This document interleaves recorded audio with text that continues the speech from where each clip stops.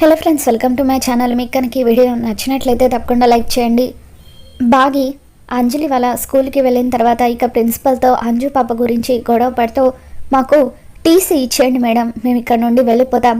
టీసీతో పాటు ఆ పాప లిల్లీ కంప్లైంట్ ఇచ్చిందన్నారు కదా, ఆ కంప్లైంట్ పేపర్ని కూడా అటాచ్ చేయండి అని చెప్పి అంటూ ఉంటుంది.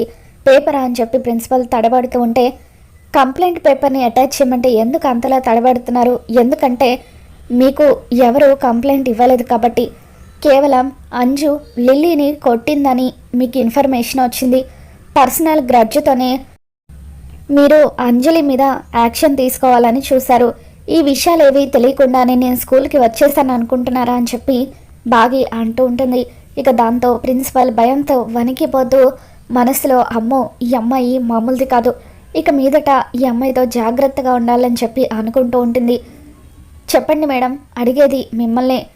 అంజలి మీద ఉన్న పర్సనల్ గ్రడ్జ్తోనే కదా మీరు ఈరోజు వాళ్ళ ఫాదర్ని ఇక్కడికి పిలిపించి తన మీద లేనిపోనివన్నీ చెప్పాలనుకున్నారు.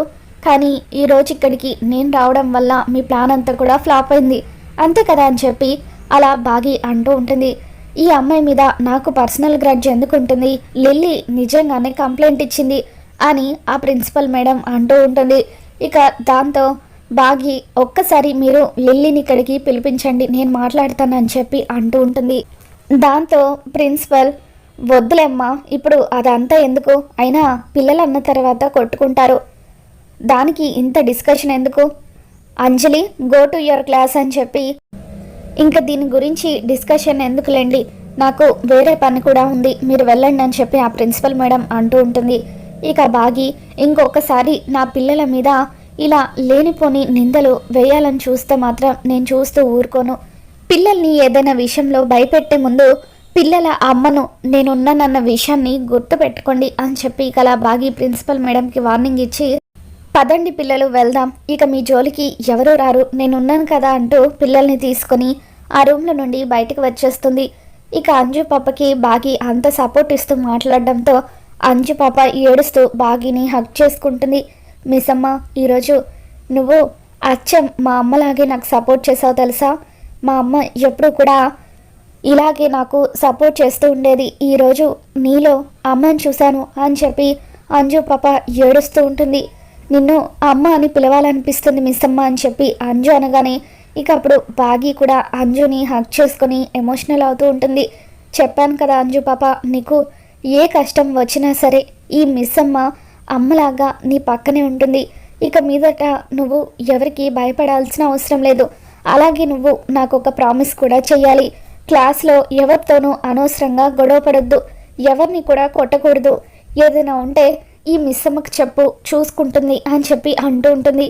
అలాగే మిస్ అమ్మ అని చెప్పి అంజు అంటూ ఉంటుంది. సరే, క్లాస్కి టైం అవుతుంది, మీరు వెళ్ళండి అని చెప్పి బాగి అంజుకి మిగతా పిల్లలకి బాయ్ చెబుతూ ఉంటుంది. ఇక అమ్మ ఏమో అంజుతో, చూసావా అంజు, మిస్ అమ్మ మనల్ని ఎంత బాగా చూసుకుంటుందో, నేను ఎప్పటి నుండో మిస్ అమ్మ గురించి నీతో చెబుతున్నాను, నువ్వే నన్ను నమ్మడం లేదు అని అంటూ ఉంటే, అవునమ్ము, నేనే నీ మాటలు నమ్మలేదు, కానీ ఈరోజే మిస్ అమ్మ మనకి ఎంత సపోర్ట్ చేస్తుందో, ఎంత బాగా చూసుకుంటుందో అర్థమవుతుంది, కానీ డాడ్ని ఎందుకు పెళ్లి చేసుకుందో అర్థం కావడం లేదు అని చెప్పి అంటూ ఉంటే, నీకు ఇంకా అర్థం కాలేదా అంజు, ఒకవేళ డాడ్ మనోహరి ఆంటీని పెళ్లి చేసుకుని ఉండుంటే మనోహరి ఆంటీ మనకి ఇంతలా సపోర్ట్ చేసేది కాదు, పైగా మనల్ని రివర్స్లో తిట్టుండేది. అదే మిస్ అమ్మ అయితే మనల్ని ఎంత బాగా చూసుకుంటుందో తెలుసా, మిస్ అమ్మ మన కోసమే డాడ్ని పెళ్లి చేసుకుని ఉంటుంది అని చెప్పి అలా అమ్ము అంటూ ఉంటుంది. ఇదంతా చూస్తున్న రాథోడ్ కూడా కన్నీళ్లు పెట్టుకుంటూ ఉంటాడు. మిస్ అమ్మ, ఈరోజు నిజంగా నువ్వు మా అమ్మగారిలాగే ప్రవర్తించావు, ఈరోజు అంజు పాప కూడా నిన్ను అర్థం చేసుకొని అమ్మ అని పిలిచింది, ఈరోజు నిన్ను చూస్తూ ఉంటే అచ్చం మా అమ్మగారిని చూస్తున్నట్టుగానే ఉంది మిస్ అమ్మ, పిల్లలు కూడా నిన్ను అర్థం చేసుకున్నారు, త్వరలో సారు కూడా నేను అర్థం చేసుకునే రోజు రావాలని, మళ్ళీ ఇల్లు పిల్లా పాపలతో కలకల్లాడుతూ సంతోషంగా ఉండాలని మనస్ఫూర్తిగా నేను కోరుకుంటున్నాను అని చెప్పి రాథోడ్ అంటూ ఉంటాడు. ఇక ఆ తర్వాత బాగి రాథోడ్తో, పద రాథోడ్, మనం అర్జెంటుగా స్మారక భవన్కి వెళ్ళాలని చెప్పి అలా రాథోడ్ని తీసుకొని ఆ బిల్డింగ్ దగ్గరికి వస్తూ ఉంటుంది. ఇక మనోహరి ఏమో డూప్లికేట్ అస్థికల్ని 302 అనే లాకర్లో ఉంచుతూ 6 అస్థికలను తీసుకొని ఇక సంతోషంగా బయటకు వచ్చేస్తూ ఉంటే, వసే మనం ఏం చేస్తున్నావే, ఇది తప్పు, నువ్వు ఆల్రెడీ నన్ను చంపి పాపాన్ని మూటగట్టుకున్నావు, ఇప్పుడు నేను చచ్చిన తర్వాత నా అస్థికలను కూడా కాజేసి మరొక పాపాన్ని మూటగట్టుకోకు అని చెప్పి ఇక అలా ఆరు అరుస్తూ ఉంటుంది. ఇక అలా మనోహరి గోర దగ్గరికి వెళ్తూ ఉండడంతో ఆరు అలా దూరం నుండి మనోహరి గోర ఏం మాట్లాడుకుంటున్నారా అని చెప్పి చూస్తూ ఉంటుంది. మనోహరి అస్థికల్ని తీసుకువెళ్ళి గోర చేతిలో పెట్టేస్తుంది. ఇక గోర ఎంతో సంతోషపడిపోతూ ఉంటాడు. మొత్తానికి అస్థికలు తీసుకొచ్చేసావు మనోహరి, ఇక ఈ అస్థికలతో నీ పని నా పని మన ఇద్దరి పని కూడా పూర్తవుతుంది, మిగతా కథ అంతా నేను చూసుకుంటాను, నువ్వు ఇక హాయిగా ఇంటికి వెళ్ళు అని చెప్పి గోర ఆనందపడిపోతూ ఉంటాడు. అమ్మయ్య, ఈ రోజుతో ఆ ఆరు ఆత్మ పీడ కూడా విరగడైపోయింది. వసే ఆరు, ఇన్ని రోజులు నువ్వు నా కంటికి కనిపించకుండా నన్ను ఎన్ని తిప్పలు పెట్టావు, ఇక మీదట నువ్వు ఆ గోరాకి బందీవి కాబోతున్నావు, అమర్ నా సొంతం కాబోతున్నాడు అని చెప్పి ఇక అలా ఆనందపడిపోతూ మనోహరి ఇంటికి వచ్చేస్తూ ఉంటుంది. గోర మనోహరి ఇద్దరు కూడా మాట్లాడుకోవడం దూరం నుండి బాగి రాతడు ఇద్దరు కూడా చూస్తూ ఉంటారు. మిస్సమ్మ, నువ్వు ఊహించింది నిజమే, మేడం అస్థికల్ని ఆ మనోహరి మేడం ఏదో చేయాలనుకుంటుంది, అస్థికలను కొట్టేసి గోర చేతిలో పెట్టేసింది, దీనివల్ల కుటుంబానికి ఎటువంటి నష్టం జరుగుతుందో అని చెప్పి వెంటనే ఈ విషయం సార్కి చెబుదామని రాతోడు అంటూ ఉంటే, వద్దు రాతోడని బాగి అంటూ ఉంటుంది. అదేంటి మిస్సమ్మ అలా అంటావో, మన కళ్ళ ముందే మేడం అస్థికల్ని ఆ గోర తీసుకెళ్ళిపోతున్నాడు, పోనీ ఆ గోరాని ఆపి అడ్డుకొని ఆ అస్థికల్ని తీసుకొచ్చేద్దామని చెప్పి అంటూ ఉంటే, అప్పుడు బాగి వద్దు రాతోడు, అవి అక్క అస్థికలు కావు అని చెప్పి అంటూ ఉంటుంది. ఏంటి మిస్సమ్మ నువ్వు అనేది, అవి మేడం అస్థికలు కాకపోవడం ఏంటి, నిన్న రాత్రే కదా సార్ మనోహరి మేడంకి లాకర్ నెంబర్ చెప్పారు అని అంటూ ఉంటే, ఇక అప్పుడు బాగి ఉదయం నేను గుడికి వెళ్తున్నానని చెప్పి బయటకు వెళ్ళాను కదా రాతోడు, అప్పుడు ఎక్కడికి వెళ్ళాను అనుకుంటున్నావు, నేను వెళ్ళింది స్మారక భవన్కి, ఆయన పేరు చెప్పి అక్క అస్థికల్ని నేను ఆల్రెడీ మార్చేశాను, మనోహరిని అంత సులువుగా అంచనా వేయకూడదని, తను పదే పదే అస్థికల గురించి కలవరిస్తుందని నాకు ముందుగానే తెలుసు కాబట్టి నా జాగ్రత్తల్లో నేనున్నాను, అక్క అస్థికలు ఉన్న చోటుని మార్చేశాను అని చెప్పి బాగి అంటూ ఉంటే, నువ్వు సూపర్ మిస్సమ్మా, మనోహరి మేడానికి ఈ విషయం తెలియక మేడం అస్థికల్ని కొట్టేశానని సంతోషపడిపోతుంది, ఇప్పుడు ఆ మనోహరి మేడం ఎలా ప్రవర్తిస్తుందో చూద్దామని చెప్పి మనం కూడా కాసేపు నవ్వుకోవచ్చు అని చెప్పి అలా రాతోడు అంటూ ఉంటాడు. ఇక ఆ తర్వాత బాకీ రాతోడు ఇద్దరు కూడా ఇంటికి తిరిగి వచ్చేస్తారు. మనోహరి ఆరు అస్థికల్ని గోర చేతుల్లో పెట్టేశానని చెప్పి తెగ ఆనందపడిపోతూ ఉంటుంది. ఈ కారు ఏమో ఈ మనోహరి గోర చేతుల్లో నా అస్థికలు పెట్టేసింది, ఆ అస్థికల్ని అడ్డం పెట్టుకుని గోర ఏం చేయబోతున్నాడు ఏంటో అని చెప్పి కంగారు పడిపోతూ ఉంటుంది. ఇక గోర అవి ఆరు అస్థికలు అని చెప్పి వెళ్ళి పూజలు చేస్తూ ఆరుని బందీని చేయాలని అనుకుంటూ ఉంటాడు.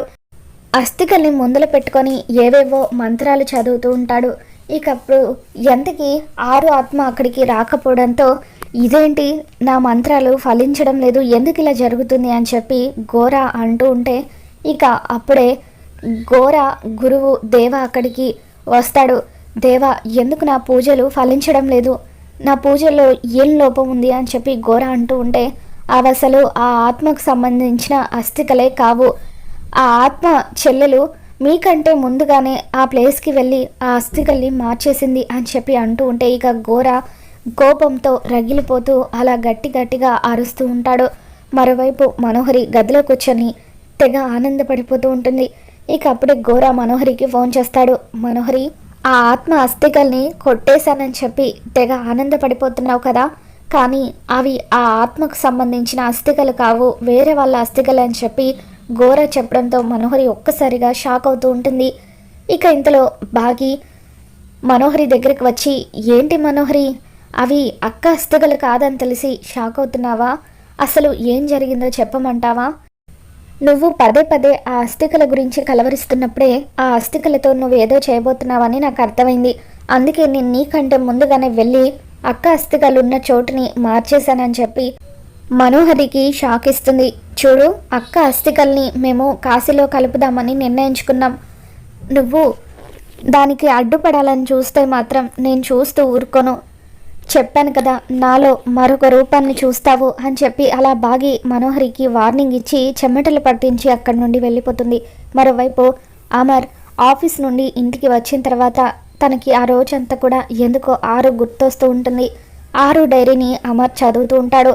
ఇక అలా అమర్ చదివిన తర్వాత చాలా సీరియస్గా కిందికి వచ్చి మనోహరి మనోహరి అని చెప్పి పిలుస్తూ, ఆరు చనిపోయింది కదా, నాకు నిజం ఎప్పటికీ తెలియదని అనుకుంటున్నావా?